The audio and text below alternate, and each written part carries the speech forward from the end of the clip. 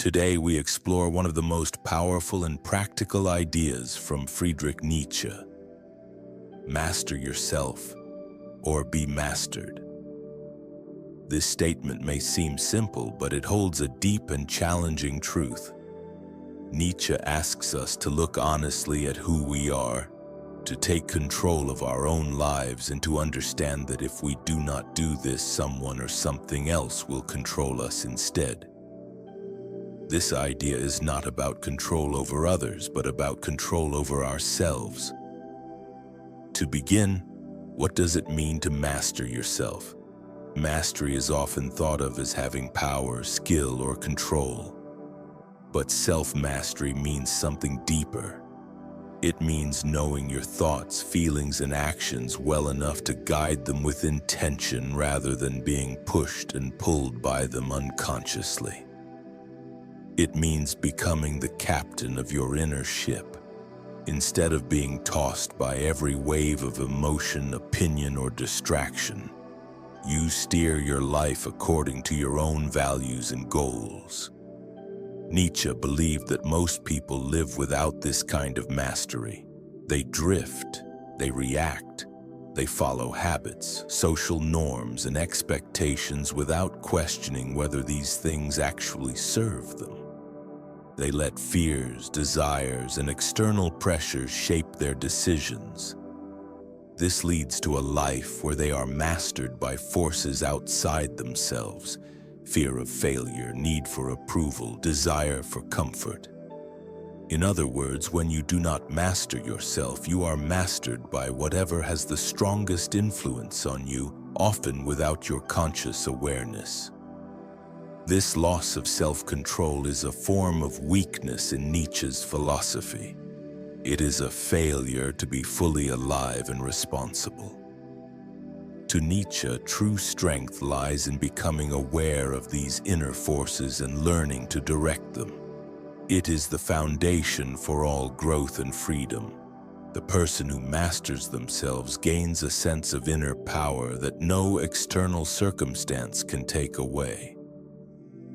Nietzsche's idea of self-mastery is closely linked to his rejection of herd mentality. The herd is the majority who follow the crowd without thinking for themselves. They adopt the values and beliefs that society hands them, often without reflection. This herd mentality creates weakness because it replaces individual judgment with conformity. When people follow the herd, they lose their own voice and become easy to control, both by others and by their own unconscious drives. To master yourself is to break free from the herd. It means stepping into the sometimes lonely role of the thinker, the questioner, the creator of your own path. It requires courage to face yourself honestly, to recognize your weaknesses, your fears, your habits that keep you stuck. But it also requires hope, the hope that you can change, that you can grow, that you can become someone stronger and freer. Nietzsche often uses the metaphor of the warrior or the conqueror to describe this process. But this is not about violence or domination of others. It is about conquering yourself. It is the inner battle against laziness, distraction, self-doubt, and fear. This battle is ongoing. It does not end because human nature is complex and always changing. But each victory, no matter how small, builds strength. One important step in mastering yourself is self-awareness. Nietzsche encourages us to observe ourselves without judgment, to watch our thoughts and feelings as if from a distance. This is not to criticize or blame, but to understand. When you understand what drives you, what habits control you, you gain the power to change them.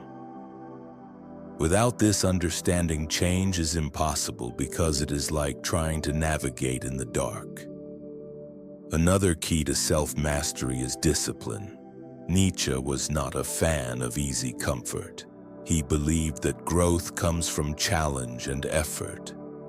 Discipline is the daily practice of acting in alignment with your highest goals and values, even when it is difficult or uncomfortable.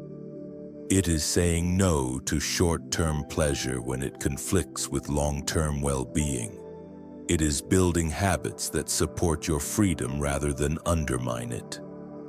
Nietzsche also warned against being mastered by your emotions. Emotions are powerful and important, but when they control you, they can lead to destructive behaviors. Mastery means feeling emotions fully but not letting them dictate your actions without reflection. It means developing emotional strength so you respond rather than react. This does not mean suppressing emotions, but understanding and channeling them wisely. Importantly, self-mastery is not about perfection. Nietzsche knew that humans are flawed and that struggle is part of life. Mastery means commitment to growth despite failures and setbacks. It means patience with yourself and recognition that mastery is a lifelong journey, not a final destination. In practical terms, mastering yourself can take many forms. It might mean developing a morning routine that centers you before the day begins. It might mean setting boundaries in relationships that drain your energy. It might mean choosing to face a fear instead of avoiding it. Whatever form it takes, the essence is the same. You choose your life rather than letting your life choose you. Nietzsche's challenge is urgent. In a world filled with distractions, pressures, and noise, it is easy to lose yourself, to be pulled this way and that, to live as a passive participant in your own life. But to master yourself is to awaken, to take responsibility, to become the author of your story. As you listen to this, consider where in your life you feel mastered rather than master. What habits, fears, or external influences hold you back?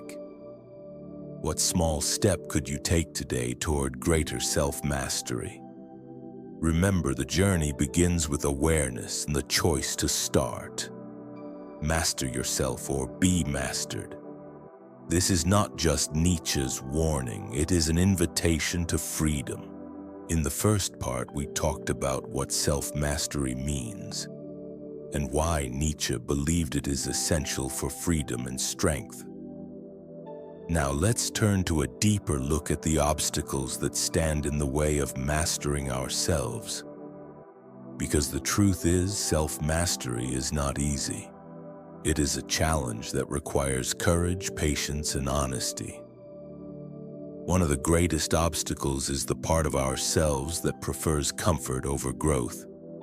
Our minds and bodies are wired to avoid pain and seek pleasure. This makes sense from an evolutionary perspective.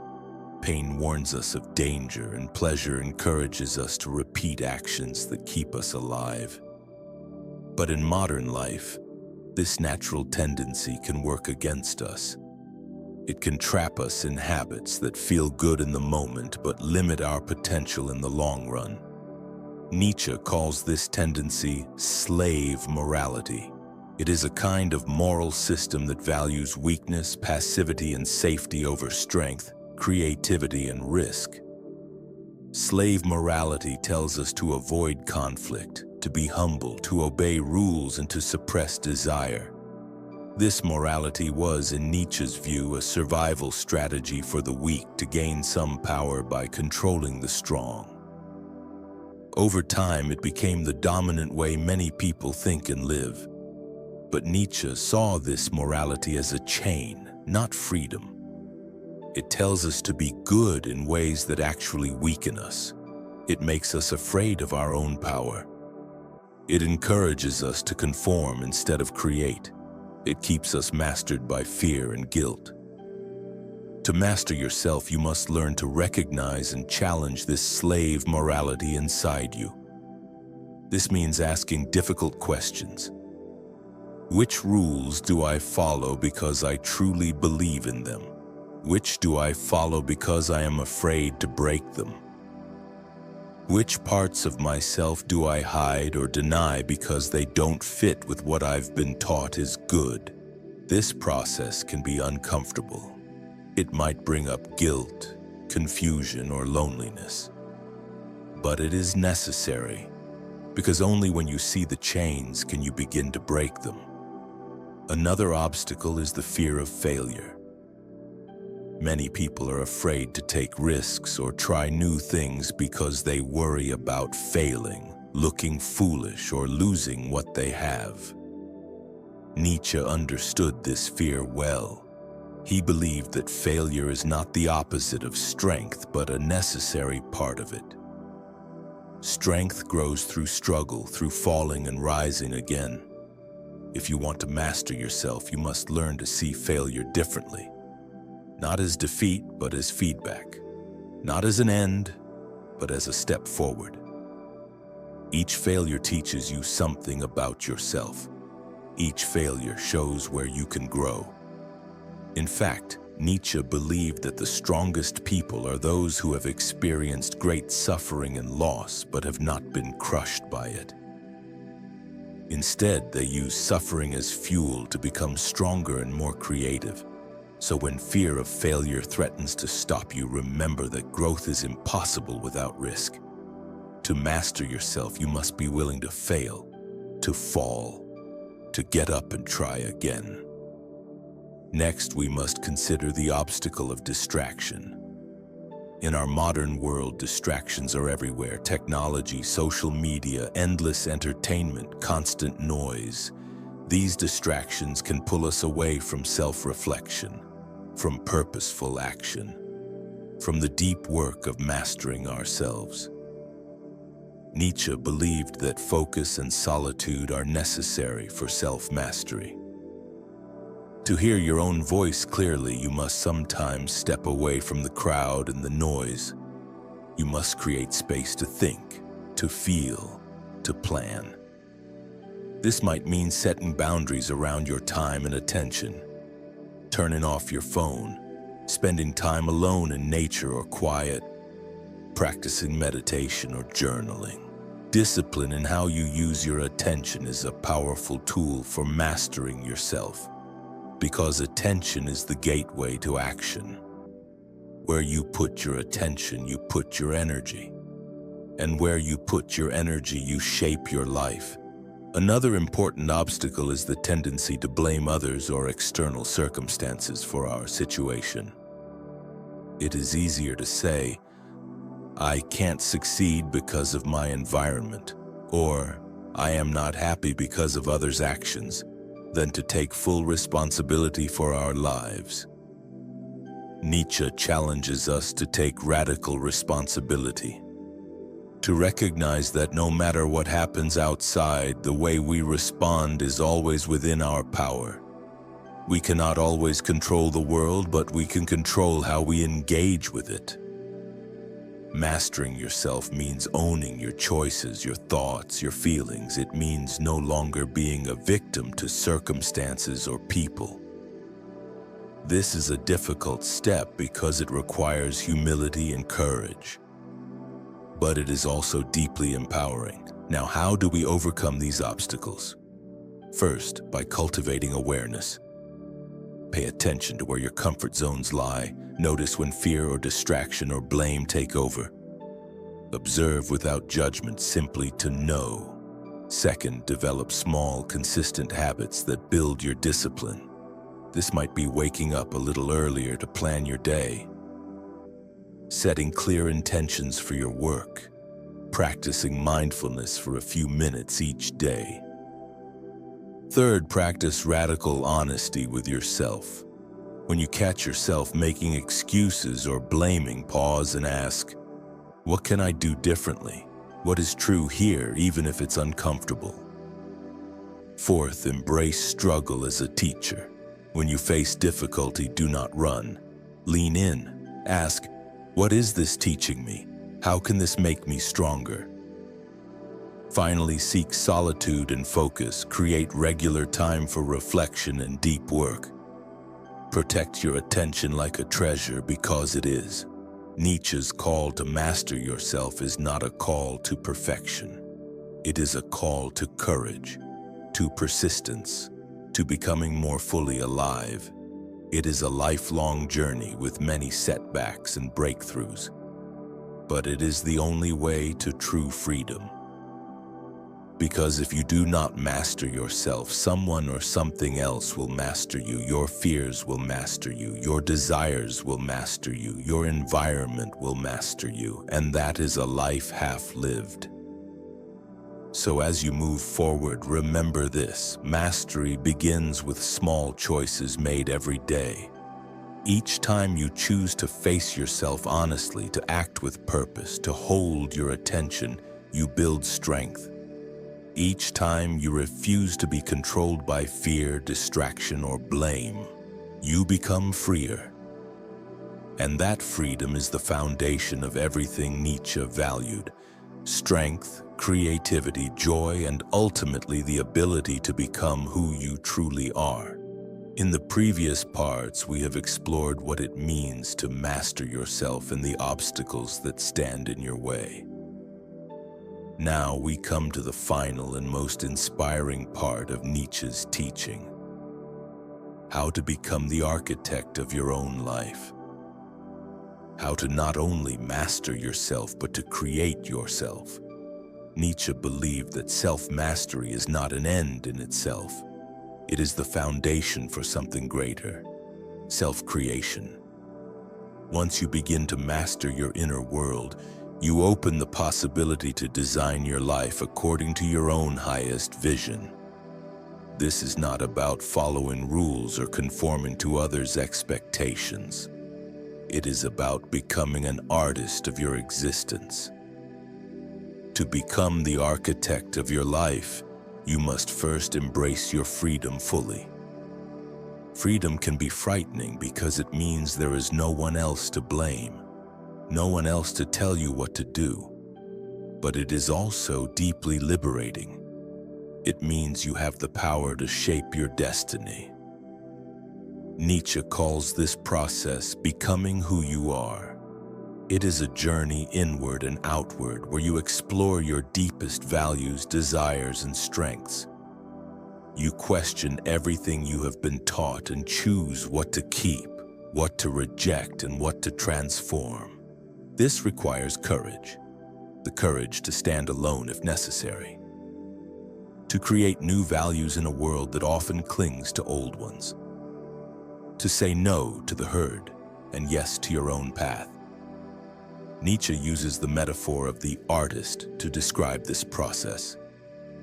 Just as an artist shapes raw materials into a work of beauty, you shape your experiences, choices, and character into a unique life. This life is your masterpiece. One of the keys to this creation is embracing your individuality. No one else can be you. No one else has your history, your gifts, your challenges. When you accept this, you begin to see your life as your own creation, not a copy of someone else's. Another key is the willingness to experiment. Just like an artist tries new techniques and learns from mistakes, you must be willing to try new ways of living, thinking, and being. Failure and uncertainty become part of the creative process, not something to fear. Nietzsche also speaks about the importance of joy in this creative journey. He did not believe that strength or mastery meant denying pleasure or happiness. On the contrary, he celebrated the joy that comes from living fully and authentically.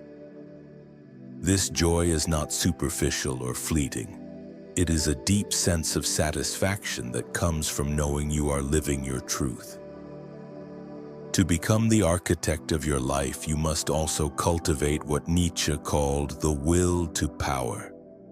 This is often misunderstood as a desire to control others, but Nietzsche meant it as the creative force inside you, the drive to grow, to overcome, to create meaning.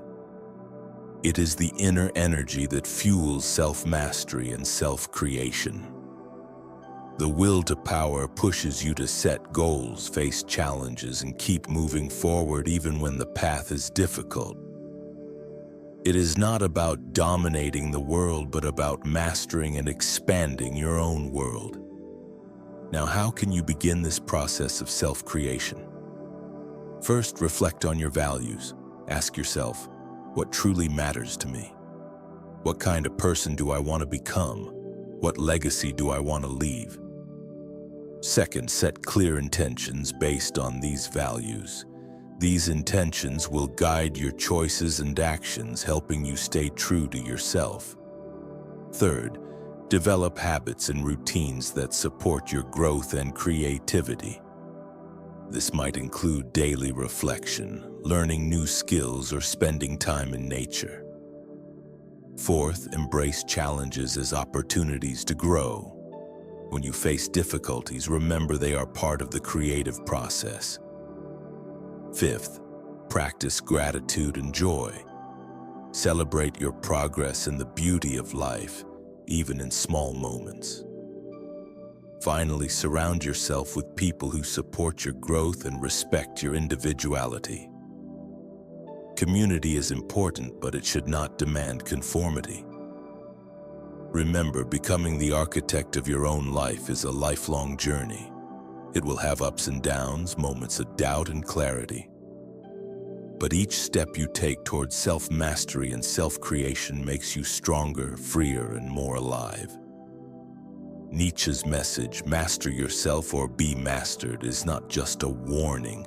It is a call to power, freedom, and joy. It invites you to wake up from passivity, to take responsibility for your life, and to create a life that is uniquely yours. As you move forward, carry this truth with you. You are not a passive passenger in your life. You are the artist, the warrior, the creator. The power to master yourself is the power to master your destiny. So choose today to master yourself. Choose to face your fears. Choose to overcome your habits. Choose to create your life with intention and courage. And in doing so, become unstoppable. Because true mastery is freedom, and freedom is the highest strength.